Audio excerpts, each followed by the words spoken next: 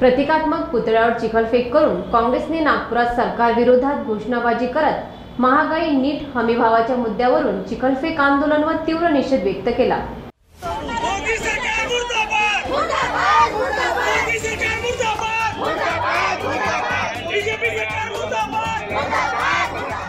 केंद्र व राज्यातील भाजप आघाडी सरकारच्या शेतकरी व गरीब विरोधी धोरणाविरोधात शहर व जिल्हा काँग्रेसच्या वतीने व्हेरायटी चौकात चिखलफेक आंदोलन करण्यात आले। कार्यकर्त्यांनी सरकारचा प्रतिकात्मक पुतळ्यावर चिखलफेक करून सरकारविरोधी घोषणाबाजी केली। यावेळी कार्यकर्ते आणि पोलिसांमध्ये वादावादी झाली। यात काही कार्यकर्त्यांचे कपडेही फाटले। शहराध्यक्ष व आमदार विकास ठाकरे यांच्या नेतृत्वाखाली झालेल्या या आंदोलनात मोठ्या संख्येने कार्यकर्ते पदाधिकारी सहभागी झाले होते। आंदोलनादरम्यान बराच वेळ रस्ता रोकोही करण्यात आला। कार्यकर्त्यांनी रस्त्याच्या मधोमध बसून घोषणाबाजी सुरू केली। ठाकरे म्हणाले, महागाई, बेरोजगारी, पेपरफुटी यामुळे जनता हैराण झाली आहे।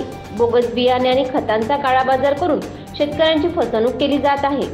नीट पेपरमध्ये घोटाळे, नीट पेपर फुटल्यामुळे तरुणाचे भविष्य धोक्यात आहे। आंदोलनादरम्यान पोलीस आणि कार्यकर्त्यांमध्ये झालेल्या झटापटीत कपडेही फाटले। आंदोलनात विशाल मुत्तेमवार, अतुल लोंढे, अतुल कोटेचा, प्रशांत धवड, संजय दुबे, तानाजी वनवे, गिरीश पांडव, नंदा पराते, सुकेशनी डोंगरे, नितीन महाले, तन्माळे, रेवडे आदींनी सहभाग घेतला।